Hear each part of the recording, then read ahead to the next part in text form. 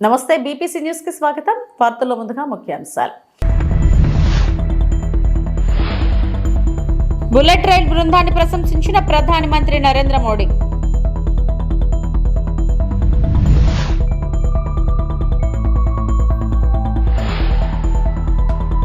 సినీ పరిశ్రమ కష్టాన్ని దోచుకోవద్దు, పైరసీపై కఠిన సందేశం ఇచ్చిన చిరంజీవి.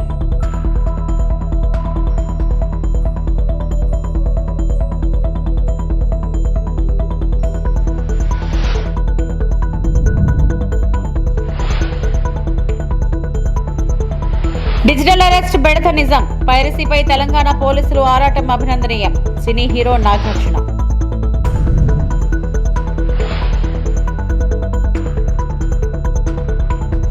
భారతదేశపు తొలి బుల్లెట్ రైలును నిర్మిస్తున్న ఇంజనీర్లు మరియు కార్మికులతో ప్రధాని మంత్రి మోడీ సంభాషించారు.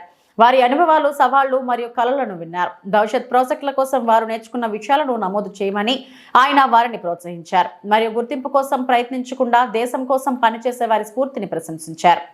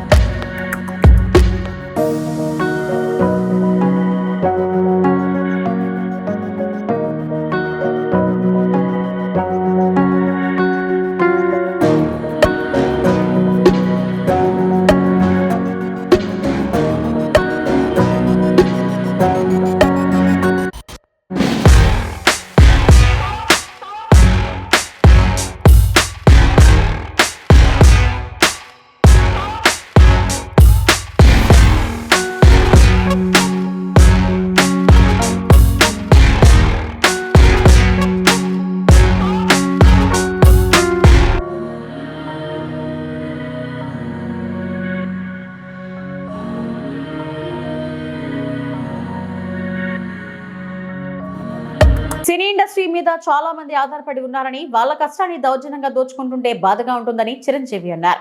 ఐబొమ్మ నిర్వాహకుడి అరెస్టు నేపథ్యంలో తాజాగా సినీ ప్రముఖులు హైదరాబాద్ నగర సిపి సజ్జనార్తో భేటీ అయ్యారు. ఈ మీటింగ్ అనంతరం చిరంజీవి మాట్లాడారు. ఈ కేసులో పనిచేసిన ప్రతి ఒక్కరికి ప్రత్యేక ధన్యవాదాలు తెలిపారు. ప్రజలు కూడా సినిమా తమదిగా భావించాలని, పైరసీని చూడొద్దని సూచించారు. ఫిల్మ్ ఇండస్ట్రీ మీద డైరెక్ట్గా ఇండైరెక్ట్గా లక్షలాది మంది ఆధారపడి ఉన్నారు. ఇది ఏ ఒక స్టార్స్తో, పెద్ద డైరెక్టర్లతో, పెద్ద నిర్మాలతో కాదు. ఇది ఒక లైట్ బాయ్ దగ్గర నుంచి, చిన్న మేకప్ మ్యాన్ దగ్గర నుంచి, థియేటర్స్ దగ్గర గేట్ కీపర్ దగ్గర నుంచి ప్రతి ఒక్కళ్ళు ఇండస్ట్రీ మీద ఆధారపడి ఉన్నారు. ఇంతమంది కష్టాన్ని ఒకడు అప్పనంగా వచ్చి దోచుకుంటుంటే, దౌర్జన్యంగా వాడు ఎదురు సవాళ్ళు ఇసురుతుంటే ఇది తట్టుకోలేని పరిస్థితి.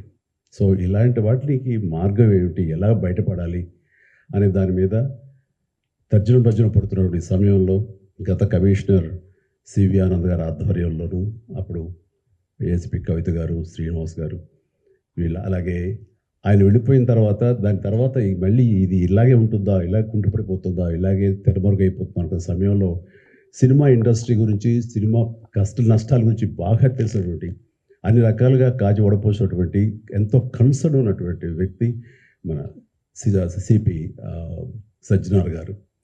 ఆయన చూపించిన చొరవకి, ఆయన పెర్సిస్టెంట్ ట్రయల్స్కి మిగతా ఆఫీసర్స్ అందరూ సహకరించిన దానికి ఈ రోజున ఎవడైతే ఛాలెంజ్, ఏ పైరేట్ అయితే కనుక ఛాలెంజ్ విసిరేయడో దమ్ముంటే చూసుకోండి అతన్ని ఈ రోజున పట్టుకోవడానికి వారు సహకరించారు.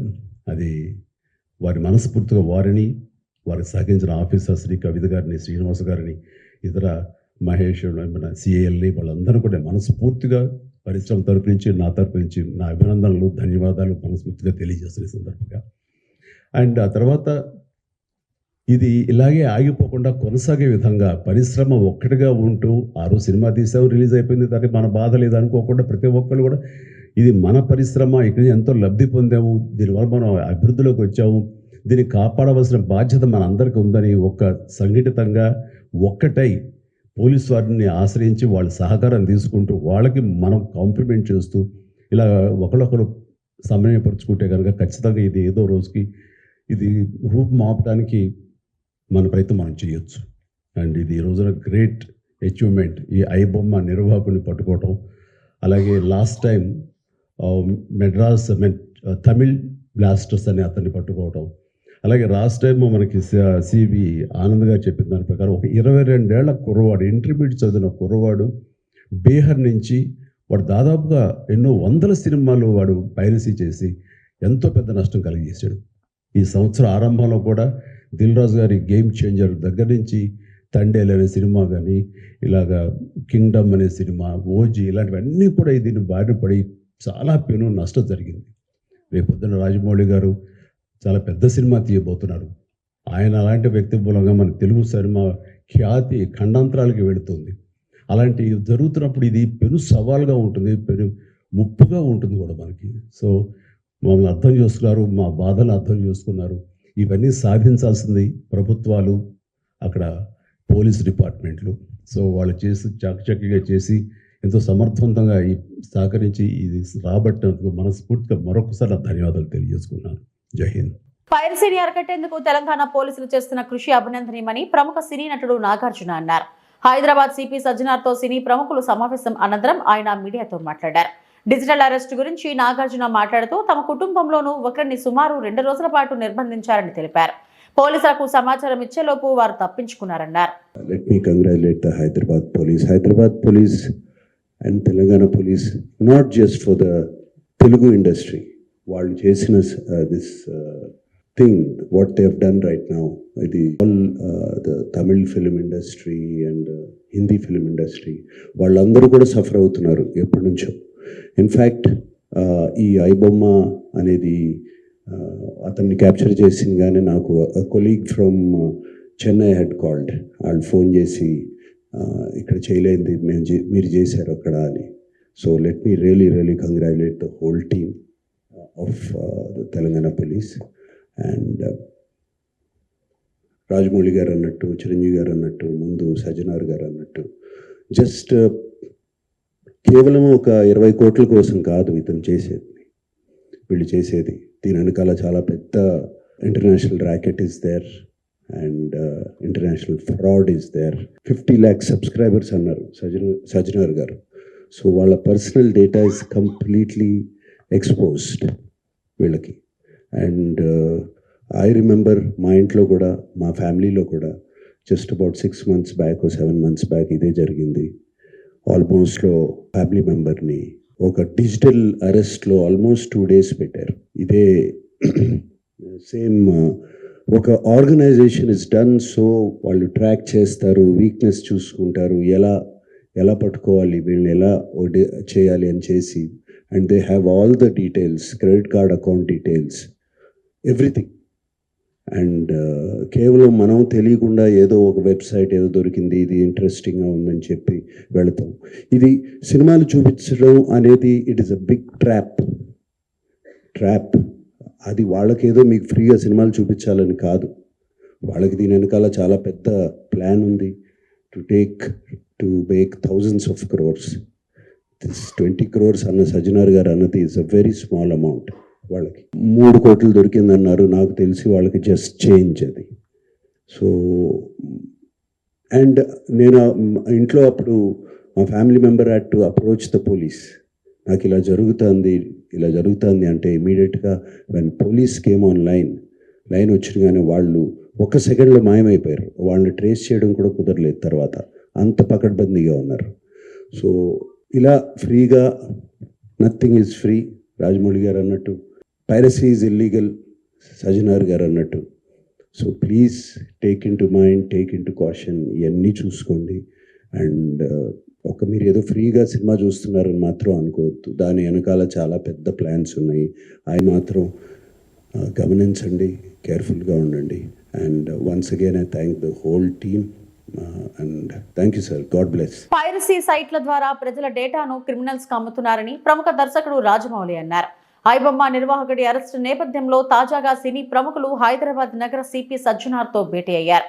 ఈ సమావేశం అనంతరం రాజమౌళి మాట్లాడారు. పోలీసులకు ధన్యవాదాలు. ఇది సినిమాలో సూపర్ హిట్ సన్నివేశంలో ఉంది. విలన్ ఛాలెంజ్ చేస్తే 2 నెలల తర్వాత హీరో అతడిని కటకటాల వెనుక వేసినట్లు ఉంది. భస్మాసురుడి హస్తంలా తన తల మీద తనే చేపట్టుకున్నాడు. పోలీసులతో ఆటలొద్దు. ఈ సందర్భంగా ఒక్కటే చెప్పాలనుకుంటున్నా, ఏది ఉచితంగా రాదు. ఒకవేళ అలా వస్తే దాని వెనక పెద్ద ప్రమాదం పొంచి ఉంటుంది. అది చావు వరకు తీసుకువెళ్తుందన్నారు.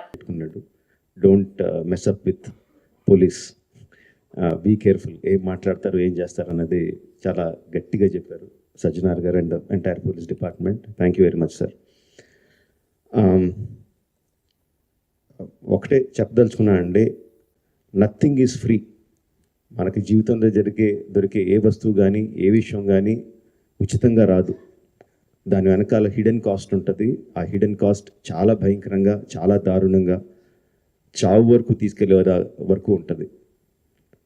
సినిమాలు ఏముంది, ఫ్రీగా చూస్తున్నాం కదా, అంతే కదా, దీంట్లో పెద్దది ఏదో ఉంది అనుకుంటున్నారు. బట్ ఆ పైరసీ సినిమాలు చేసే వాళ్ళు ఏమీ సంఘసేవ చేయట్లేదండి. వాళ్ళు ఫ్రీగా ఏం చేయట్లేదు. అంత పెద్ద పెద్ద వెబ్సైట్లు, అంత పెద్ద పెద్ద సర్వర్స్ అవన్నీ హోస్ట్ చేయాలంటే చాలా ఖర్చు అవుతుంది. దానికంతా ఆ డబ్బు అంతా ఎక్కడి నుంచి వస్తుందండి? మా దగ్గర నుంచి రావట్లేదు డబ్బు. మా సినిమా పైరసీ చేయబడుతుంది, దాని ద్వారా నష్టపోతున్నాం తప్ప మేమేం వాళ్ళకి డబ్బులు ఇవ్వట్లేదు. సో డబ్బు ఎవరు ఇస్తున్నారు వాళ్ళకి? అదంతా రన్ చేయడానికి మీరే ఇస్తున్నారు. మీ పర్సనల్ డేటా అమ్మడం ద్వారా ఇస్తున్నారు. సో ఈ పర్సనల్ డేటా అన్నది చాలామందికి తెలియకపోవచ్చు, చాలామందికి తెలియచ్చు, చాలామందికి తెలియకపోవచ్చు.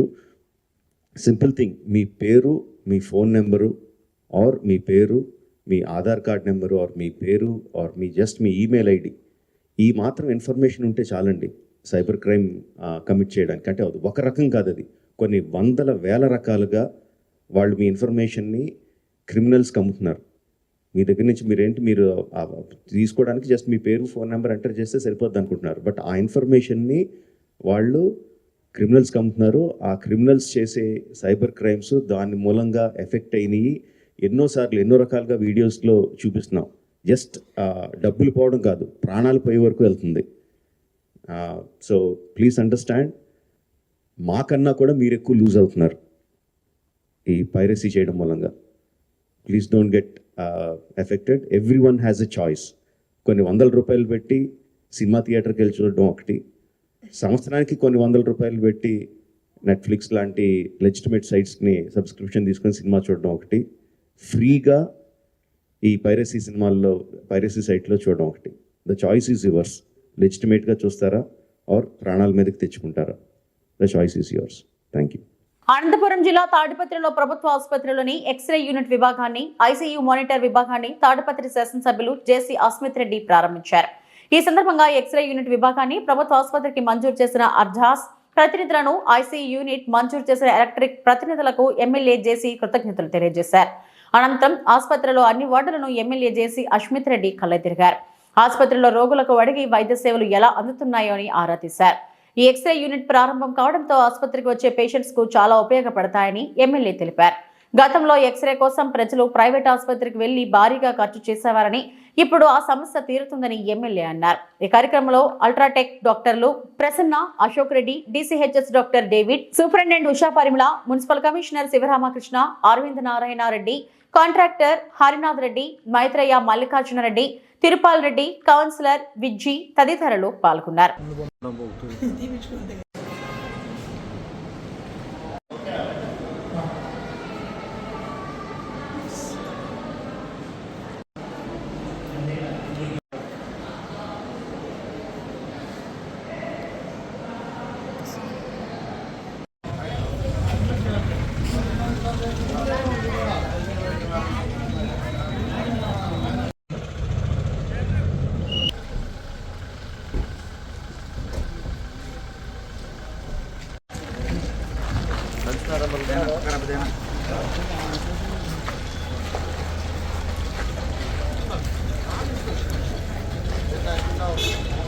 ఏమైంది నీకు?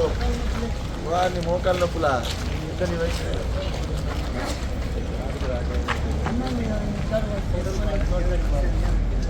ఇప్పుడు కూడా కుర్రం ఉన్నా ఏజీ లేకుండా. బాగున్నావా? ఏమైంది నీకు? తిరిగిందా?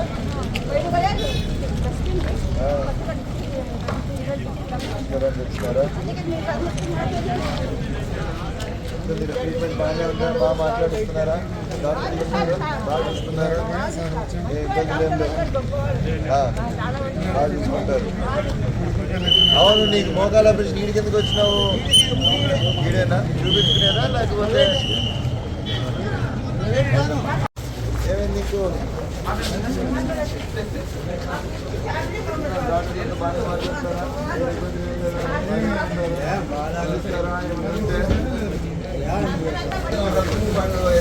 జ్వరం అని చెప్తావా?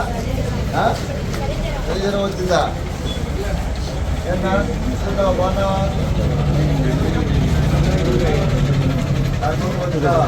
ఎట్లా డాక్టర్ అంతా బాగానే ఉన్నారా? స్పందిస్తారా? మీరు ఏమన్నా అడిగితే లేదా అందరూ? ఏంటికి అడిగి ఎందుకు వేసినారు?